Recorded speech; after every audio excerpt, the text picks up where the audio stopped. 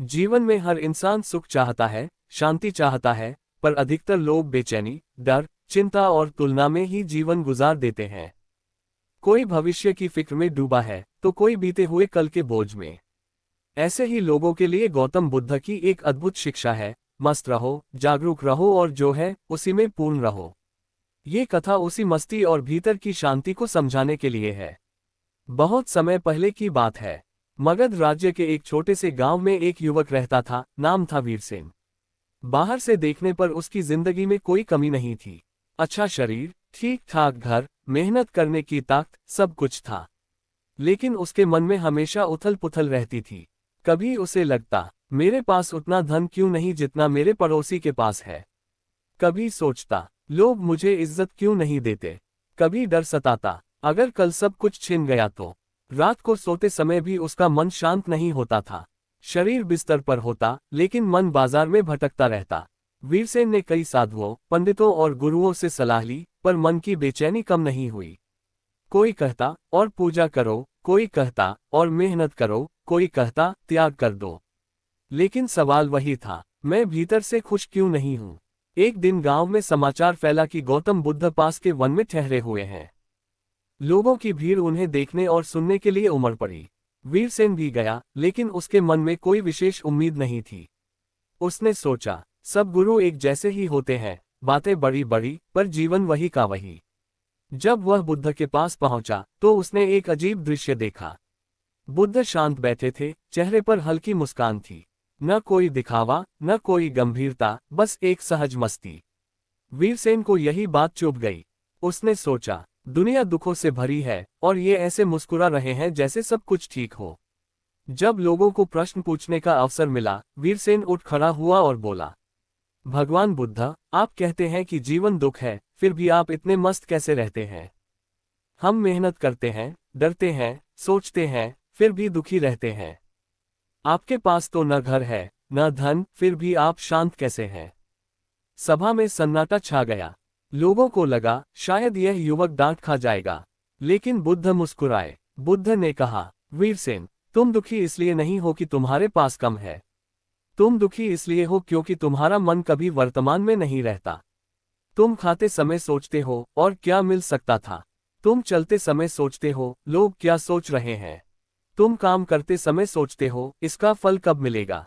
जो आदमी जहां है ही नहीं, वह मस्त कैसे रहेगा। वीरसेन ने पूछा, तो क्या मस्त रहने का मतलब लापरवाह होना है।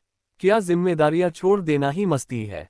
बुद्ध ने जमीन से एक सूखा पत्ता उठाया और बोले, देखो इस पत्ते को, ये हवा के साथ हिल रहा है, लेकिन पेड़ से टूटा नहीं है। मस्ती का मतलब है जिम्मेदार रहते हुए भी मन से हल्का रहना। दुख तब आता है जब तुम जरूरत से ज्यादा पकड़ लेते हो, लोगों को, चीजों को, उम्मीदों को। बुद्ध ने आगे कहा, मन की सबसे बड़ी बीमारी है। और चाहिए, जब मिल जाए तो डर, छिन न जाए। जब न मिले तो दुख, क्यों नहीं मिला। इस बीच जो मिला है, उसका आनंद लेना तुम भूल जाते हो। वीरसेन को लगा जैसे बुद्ध उसकी ही कहानी सुना रहे हो। बुद्ध ने कहा, आज मैं तुम्हें कोई उपदेश नहीं दूंगा, सिर्फ एक छोटा सा प्रयोग करने को कहूंगा। उन्होंने वीरसेन को एक मिट्टी का प्याला दिया और कहा, इसमें पानी भरो और मेरे पीछे चलो। वीरसेन ने ऐसा ही किया। बुद्ध धीरे धीरे चलने लगे। रास्ते में लोग बात कर रहे थे, बच्चे खेल रहे थे, पक्षी चहचहा रहे थे। बुद्ध बोले, अब चलो, लेकिन ध्यान केवल पानी पर रखो, एक बूंद भी गिरनी नहीं चाहिए। वीरसेन पूरा ध्यान प्याले पर लगाए चला। न उसने लोगों को देखा, न बच्चों को, न पक्षियों को।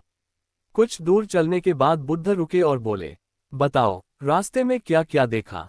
वीरसेन बोला, कुछ नहीं, बस पानी। बुद्ध मुस्कुराए, यही तुम्हारी समस्या है। तुम जीवन में केवल डर और चिंता पर ध्यान रखते हो, इसलिए जीवन की सुंदरता दिखती ही नहीं। बुद्ध ने कहा, मस्त रहने का पहला सूत्र है, जो कर रहे हो उसी में पूरे रहो। न कम, न ज्यादा, न कल, न परसों, बस अभी। वीरसेन के मन में पहली बार हल्कापन सा महसूस हुआ।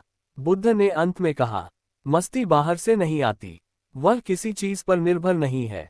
जब तुम अपने मन को स्वीकार कर लेते हो, अपने जीवन को जैसा है वैसा देख लेते हो, तभी भीतर से एक मुस्कान उठती है। वही सच्ची मस्ती है। वीरसेन चुपचाप बैठा रहा। उसकी आंखें नम थी, लेकिन मन हल्का। ये तो बस शुरुआत थी। असली परीक्षा और गहरी सीख अभी बाकी थी। वीरसेन उस दिन बुद्ध के पास से लौटा तो बाहर से वही दुनिया थी, वही गांव, वही लोग, वही समस्याएं। लेकिन भीतर कुछ बदल चुका था। मन पहली बार इतना भारी नहीं लग रहा था। फिर भी आदतें इतनी आसानी से नहीं जाती। अगली सुबह वीरसेन खेत में काम कर रहा था।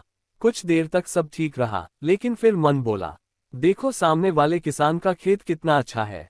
तुम इतना काम करते हो, फिर भी तुम्हें कोई पहचान नहीं देता। अगर फसल खराब हो गई तो क्या होगा?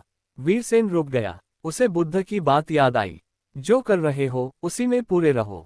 उसने गहरी सांस ली और फिर से काम में लग गया। मन बार बार भागा, लेकिन वह हर बार उसे वापस लाता रहा। शाम को उसने महसूस किया, थकान तो थी, पर चिड़चिड़ापन नहीं था। कुछ दिनों बाद वीरसेन फिर बुद्ध के पास पहुंचा। इस बार उसके चेहरे पर प्रश्न नहीं, जिज्ञासा थी।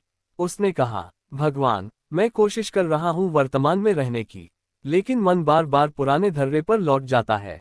क्या मस्त रहना सच में संभव है?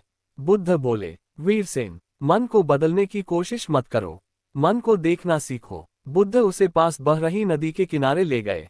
उन्होंने कहा, इस नदी को देखो, पानी बह रहा है, पर नदी उसे रोकने की कोशिश नहीं करती। फिर बोले, तुम्हारे विचार भी ऐसे ही हैं। अगर तुम उन्हें रोकने की कोशिश करोगे, तो वे और जोर से आएंगे, लेकिन अगर तुम बस उन्हें बहते देखो, तो वे खुद शांत हो जाते हैं। वीरसेन ने पूछा, लेकिन दुख क्यों होता है? बुद्ध ने कहा, दुख का कारण परिस्थितियां नहीं है। दुख का कारण है तुम्हारी अपेक्षा। तुम चाहते हो लोग तुम्हें समझें, लोग तुम्हारी कदर करें, जिंदगी हमेशा तुम्हारे हिसाब से चले। जब ऐसा नहीं होता, तो तुम दुखी हो जाते हो। बुद्ध ने आगे कहा, मस्त व्यक्ति वह नहीं है जिसके जीवन में समस्या नहीं है। मस्त व्यक्ति वह है जो समस्या के बीच भी अपने मन को हल्का रखता है। वह जानता है, जो आया है वह जाएगा, जो मिला है वह छूटेगा, और जो नहीं मिला उसकी जरूरत नहीं थी। इसी समय सभा में एक व्यक्ति आया। वह बुद्ध से जलता था। उसने ऊंची आवाज में बुद्ध को अपशब्द कहे। सभा में लोग क्रोधित हो उठे, लेकिन बुद्ध शांत बैठे रहे, जैसे कुछ हुआ ही न हो। वह व्यक्ति थक कर बोला, तुम्हें गुस्सा क्यों नहीं आता? बुद्ध ने पूछा, अगर कोई तुम्हें उपहार दे और तुम उसे स्वीकार न करो, तो वह उपहार किसके पास रहता है? वह बोला, देने वाले के पास। बुद्ध मुस्कुराए, तुम्हारा अपमान भी तुम्हारे पास ही रहेगा। वीरसेन स्तब्ध रह गया। बुद्ध ने कहा, जो तुम्हारे नियंत्रण में नहीं है, उसे लेकर दुखी मत हो। लोगों की सोच, लोगों की बातें, भविष्य की घटनाएं, इन पर तुम्हारा वश नहीं, लेकिन तुम्हारी प्रतिक्रिया तुम्हारे हाथ में है।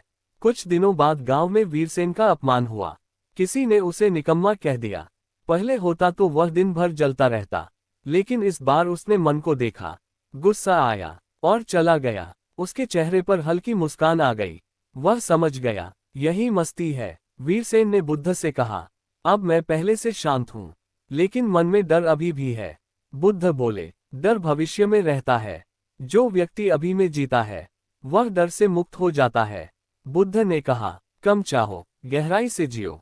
जो व्यक्ति बहुत कुछ चाहता है, वह कभी संतुष्ट नहीं होता। जो व्यक्ति थोड़े में भी आनंद खोज लेता है, वह हर हाल में मस्त रहता है। धीरे धीरे वीरसेन बदलने लगा। लोग वही थे, हालात वही थे, लेकिन उसका मन अलग था। अब वह तुलना नहीं करता, हर बात को दिल पर नहीं लेता। जो है, उसके लिए कृतज्ञ रहता। गांव के लोग हैरान थे। बुद्ध ने कहा, वीरसेन, याद रखना, मस्ती कोई चीज नहीं जो पाई जाती है। ये तो वह स्थिति है जब तुम अनावश्यक बोझ छोड़ देते हो। जिस दिन तुम अपने मन से लड़ना छोड़ दोगे, उस दिन तुम मस्त हो जाओगे। वीरसेन ने सिर झुका दिया। उसे लग रहा था जैसे भीतर कोई दीप जल गया हो, लेकिन अभी यात्रा पूरी नहीं हुई थी। अभी जीवन उसे एक बड़ी परीक्षा देने वाला था। वीरसेन अब पहले जैसा नहीं रहा था। मन पहले से शांत था, विचारों का शोर कम हो गया था। लेकिन जीवन केवल तभी परीक्षा नहीं लेता जब हम कमजोर होते हैं। असली परीक्षा तब आती है जब हम सोचने लगते हैं कि अब मैं सीख गया हूं। उस वर्ष वर्षा समय पर नहीं हुई। धरती सूखी रहने लगी, कुएं खाली होने लगे। धीरे धीरे पूरे गांव में चिंता फैल गई। वीरसेन की फसल भी सूखने लगी। गांव के लोग घबराए हुए थे। कोई देवताओं को दोष दे रहा था, कोई एक दूसरे से लड़ रहा था, कोई भविष्य के डर से बीमार पड़ गया। वीरसेन का मन भी डगमगाने लगा। उसने सोचा, अगर सब नष्ट हो गया तो मेरे परिवार का क्या होगा। रात को नींद गायब हो गई। वीरसेन को लगा, शायद मेरी मस्ती सिर्फ तब तक थी जब तक सब ठीक चल रहा था। सुबह होते ही वह बुद्ध के पास पहुंचा। आंखों में डर, आवाज में कपकपी। उसने कहा, भगवान, अब सब कुछ हाथ से जाता दिख रहा है। ऐसे समय में भी मस्त कैसे रहा जाए। बुद्ध ने कोई उत्तर नहीं दिया। वे चुपचाप उठे और वीरसेन को अपने साथ ले चले। वे एक शमशान भूमि के पास रुके। चारों ओर राख, टूटी लकड़ियां, सन्नाटा। वीरसेन घबरा गया। बुद्ध बोले, वीरसेन, जिस दिन तुम यह मान लोगे कि सब कुछ स्थायी है, उसी दिन दुख शुरू हो जाता है। फसल, धन, शरीर, संबंध, सब अस्थायी हैं। वीरसेन चुप था। बुद्ध ने पूछा, क्या तुम्हें भूख से डर लगता है, या उस छवि के टूटने से जो तुमने अपने बारे में बना रखी है। ये प्रश्न तीर की तरह लगा। बुद्ध ने जमीन से मुट्ठी भर रेत उठाए और कसकर मुट्ठी बांध ली। उन्होंने कहा, जितना कसकर पकड़ोगे उतनी ही पीड़ा होगी। फिर उन्होंने हाथ खोल दिया। जब छोड़ दोगे तब हल्के हो जाओगे। बुद्ध बोले, जो छिन सकता है वह तुम्हारा नहीं है, तुम्हारा है। तुम्हारी जागरूकता, तुम्हारी समझ, तुम्हारी शांति, बाकी सब आता जाता है। वीरसेन के भीतर संघर्ष चल रहा था। एक आवाज कहती, सब खो जाएगा। दूसरी आवाज कहती, जो रहेगा वही जरूरी है। उसने पहली बार मृत्यु को शांति से देखा। बुद्ध ने कहा, मस्ती का अर्थ यह नहीं कि तुम दुख महसूस न करो। मस्ती का अर्थ है दुख को स्वीकार कर लेना, बिना उसके शिकार बने। वीरसेन गांव लौटा। हालात नहीं बदले थे, सूखा वैसा ही था, लेकिन उसका मन बदल चुका था। अब वह आज का काम आज करता, कल की चिंता कल पर छोड़ देता, दूसरों को दोष नहीं देता। लोग हैरान थे। जहां लोग केवल अपने बारे में सोच रहे थे, वीरसेन दूसरों की मदद करने लगा। वह बांटता, अनाज, समय, साहस। उसके चेहरे पर शांति थी। धीरे धीरे गांव का डर कम होने लगा। लोगों ने एक दूसरे का साथ देना शुरू किया। हालात पूरी तरह नहीं बदले थे, लेकिन माहौल बदल गया था। बुद्ध ने कहा, जब तुम अकेले अपने लिए जीते हो तो डर बड़ा हो जाता है। जब तुम सबके लिए जीते हो तो डर घुल जाता है। जो भी परिस्थिति आए उसे जीवन की पाठशाला समझो। जीवन तुम्हें तोड़ने नहीं आता, जीवन तुम्हें जगाने आता है। वीरसेन अब समझ चुका था, मस्ती किसी हालत पर निर्भर नहीं करती। लेकिन अभी भी एक अंतिम गांठ बाकी थी, अहंकार की गांठ। सूखे का समय धीरे धीरे बीत रहा था। गांव अब भी संघर्ष में था, लेकिन वीरसेन के भीतर अजीब सी स्थिरता आ चुकी थी। वह डर से नहीं, समझ से जीने लगा था। लेकिन जीवन की सबसे सूक्ष्म परीक्षा अभी बाकी थी, अहंकार। अब गांव के लोग वीरसेन की इज्जत करने लगे थे। जो पहले उसे साधारण समझते थे, अब सलाह लेने आने लगे। कोई कहता, वीरसेन बहुत ज्ञानी हो गया है। कोई कहता, ये तो किसी महापुरुष से कम नहीं। वीरसेन मुस्कुराता, लेकिन भीतर कहीं कुछ फूलने लगा। मन बोला, देखा, अब लोग तुम्हें मानते हैं। तुम दूसरों से अलग हो। उसे ये बदलाव तुरंत समझ में नहीं आया। एक दिन वह बुद्ध के पास गया। उसके चेहरे पर शांति थी, लेकिन आंखों में चमक कुछ और कह रही थी। बुद्ध ने बिना कुछ पूछे कहा, वीरसेन, अब तुम्हें दुख नहीं सताता, लेकिन अब एक और खतरा आ गया है। वीरसेन चौंका। कौन सा खतरा, भगवान? बुद्ध बोले, जब तुम कहते हो मैं शांत हूँ, मैं समझदार हूँ, वहीं से अहंकार जन्म लेता है। अहंकार शोर नहीं करता, वह धीरे धीरे बैठ जाता है। बुद्ध ने एक दीपक जलाया। उन्होंने कहा, जब दीपक जलता है तो छाया अपने आप बनती है। वैसे ही जब ज्ञान आता है तो अहंकार की छाया भी साथ आती है। वीरसेन ने पूछा, तो फिर सच्चा मस्त व्यक्ति कौन है? बुद्ध बोले, जो ये भी नहीं जानता कि वह मस्त है, जिसे न अपनी शांति पर गर्व है, न अपनी समझ पर दावा। बुद्ध ने वीरसेन से कहा, अब जाओ और गांव के सबसे कड़वे व्यक्ति की सेवा करो। वीरसेन जानता था वह कौन है। एक बूढ़ा व्यक्ति जो सबकी आलोचना करता था। वीरसेन रोज उस बूढ़े के लिए पानी लाता, घर साफ करता, बिना उत्तर दिए उसकी बातें सुनता। बूढ़ा ताने मारता, अपमान करता। पहले दिन मन जला, दूसरे दिन थोड़ा कम, तीसरे दिन कुछ भी नहीं। एक दिन बूढ़े ने पूछा, तुम्हें गुस्सा क्यों नहीं आता? वीरसेन बोला, क्योंकि अब मुझे अपने मैं को बचाने की जरूरत नहीं। उस पल कुछ टूट गया। बुद्ध बोले, जहां मैं खत्म होता है वहीं मस्ती शुरू होती है। वीरसेन ने महसूस किया, न गर्व बचा, न डर बचा, बस एक गहरी शांति। बुद्ध ने कहा, याद रखो, अहंकार आखिरी दीवार है। जो इसे पार कर लेता है, वह जीवन में हर हाल में मस्त रहता है। अब वीरसेन न सम्मान से फूलता, न अपमान से टूटता, न लाभ से बढ़ता, न हानि से डरता। वह बस जीता था, लेकिन यात्रा का एक अंतिम चरण बाकी था। जीवन और मृत्यु का अंतिम बोध। वीरसेन की यात्रा अब अपने अंतिम चरण में थी। डर ढीला पड़ चुका था, अहंकार लगभग गल चुका था, मन शांत था, लेकिन अभी एक पर्दा बाकी था, मृत्यु का भय। एक शाम वीरसेन बुद्ध के पास आया। उसके चेहरे पर शांति थी, पर आंखों में गहराई। उसने पूछा, भगवान, मैं अब जीवन में मस्त रहना समझ गया हूँ, लेकिन मृत्यु का डर अभी भी कहीं छिपा है। उससे कैसे मुक्त हुआ जाए? बुद्ध देर तक मौन रहे। बुद्ध ने एक मिट्टी का घड़ा मंगवाया, सबके सामने उसे जमीन पर गिरा दिया। घड़ा टूट गया। लोग चौंके। बुद्ध ने पूछा, घड़ा टूटा या मिट्टी अपने मूल में लौट गई? बुद्ध बोले, वीरसेन, मृत्यु कोई दुर्घटना नहीं है, वह जीवन की पूर्णता है। जो पैदा हुआ है, उसका जाना निश्चित है। बुद्ध ने आगे कहा, तुम मृत्यु से नहीं डरते, तुम छूट जाने से डरते हो। नाम छूट जाएगा, पहचान छूट जाएगी, कहानी छूट जाएगी, लेकिन पूछो, क्या तुम वही थे या बस एक भूमिका निभा रहे थे? बुद्ध मुस्कुराए। मस्त व्यक्ति मृत्यु का इंतजार नहीं करता, वह हर पल पूरी तरह जीता है। जिसने जीवन को पूरी तरह जी लिया, उसके लिए मृत्यु विश्राम है।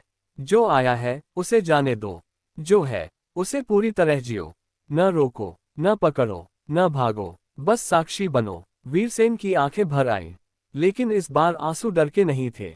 उसे पहली बार अपने अस्तित्व से मित्रता महसूस हुई। बुद्ध ने कहा, याद रखना वीरसेन, मस्ती हंसी नहीं है, मस्ती भागना नहीं है, मस्ती है हर परिस्थिति में अपने भीतर स्थिर रहना। बुद्ध ने वीरसेन से कहा, अब मेरे पास मत आना, अब जीवन ही तुम्हारा गुरु है।